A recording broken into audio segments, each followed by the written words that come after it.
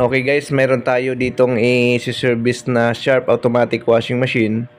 Ang problema nito guys, nagkakaroon siya ng error na EE, no? So pag on, nag-EE kaagad, no, ang lumalabas, no? So ang gawin natin, ang first step natin, titingnan natin yung mga wiring connection, no? Kung buo pa, no? So tulad dito guys, inopen natin yung top cover, titingnan natin yung mga wiring connection, no? Yan. So napansin na kaagad tayo guys na mga kagat ng daga yung mga wiring na nandito, no? So una nyo checkin guys kapag na-encounter nyo yung mga ganitong error, wiring kaagad, no? Tingnan nyo, silipin nyo, baka may mga kagat ng daga, no? So mabilis nyo siya ma-identify guys.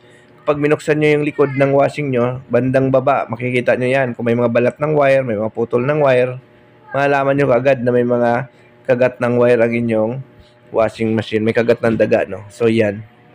So ito, sisilip natin kasi nandito guys nakalagay yung mga wiring ng inlet valve, wiring ng sensor nandito, no? So nakita natin itong mga wire na ito guys, oh. Ang dami niyang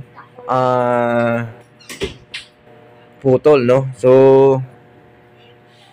kailangan natin pang dugtungin ito, no? So sa mga itong pagkakataon guys, no, yung mga wires naman natin ay mga color code naman, kumbaga by color naman, madali natin siya maidugtong, madali natin siya trace, no? So pag nagdugtong kayo guys, after nyo idugtongin, gamit kayo ng electrical tape, no? So bago nyo gawin yung pagdudugtong, dapat naka-unplug ang washing machine, no?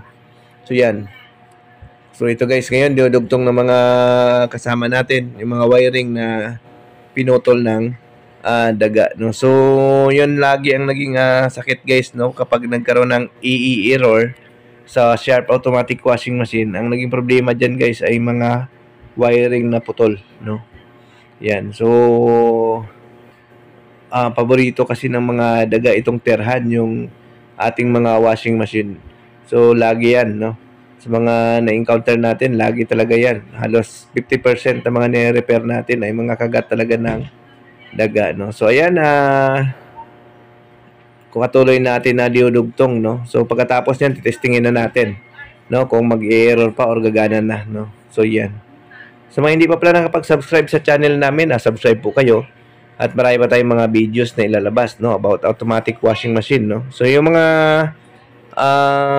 videos namin ay ito po ay actual na kuha, no, sa site na ginagawa namin, no. So kaya malaking tulong po ito, no, sa mga may mga ganitong automatic washing machine. Baka someday may encounter nyo po yung ganitong error. Hindi na kayo maligaw, no? Madali nyo na siyang ma-identify, no? Kasi kahit sa dami na natin ng video na nilabas, marami pa rin talaga, no, na hindi kaya i-DIY yung kanilang mga washing machine. Nila pa rin masundan, no? So ayan. So sa mga gusto magpa-service sa amin, no, pwede kami, available kami ng Cavite, Laguna, Batangas. Nag-service kami sa mga area na yan. Text lang kayo dyan sa aming number na nandyan sa aming videos, nakalagay naman dyan yung cellphone number namin, no? So pwede kayo mag-text para sa magpa-schedule sa amin, no? Ayan.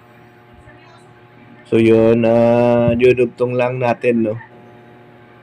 Ayan. So sa mga ganito guys, make sure lang guys na nalagyan nyo ng electrical yung mga dugtungan ng inyong mga washing machine kapag kayo ay nag-DIY. So ngayon testing natin siya sa spin, no? So ayan, umiikot na siya nung nilagay natin sa wash mode.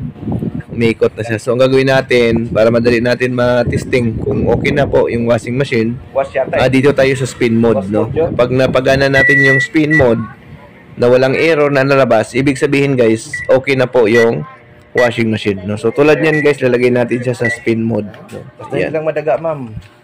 Tingnan natin kung mag-spin. Ayan. So antay-antay lang natin, no? Kasi kung mayroon pa ibang problema ito guys, hindi ito mag-spin, no? Maglalabas pa rin yan ng error. Kaya kung mapansin nyo, lahat ng tester namin ay laging sa spin, no? Kasi kung may problema yung unit sa spin, ma-identify na kaagad kung ano ang problema ng washing machine. So ayan guys, umikot na siya, no? Ayan, no? Nag-spin na. So ibig sabihin, yun lang talaga naging problema, no? Yung mga cut ng daga yung wiring, no? So na kinat ng daga yung wiring, kaya nagkaroon siya ng error. Kumbaga wala siyang signal na may iba to doon sa mga parts. Kaya lalabas yan ng error. So, yan. So, is na po, no? So, gawin natin, i-fix po natin. Testingin na rin natin sa wash ito, no? So, kasi okay na siya sa spin. Wala na siyang error na nilalabas. Ayan. So, testingin na naman natin sa wash, no? So, dito tayo ngayon sa San Lorenzo, no? Swansea, San Lorenzo. Nandito tayo ngayon. Ayan. Yan, kung mapansin nyo guys, nag-wash na po siya, no? Ayan. Okay na po guys. Salamat sa panood. Bye-bye.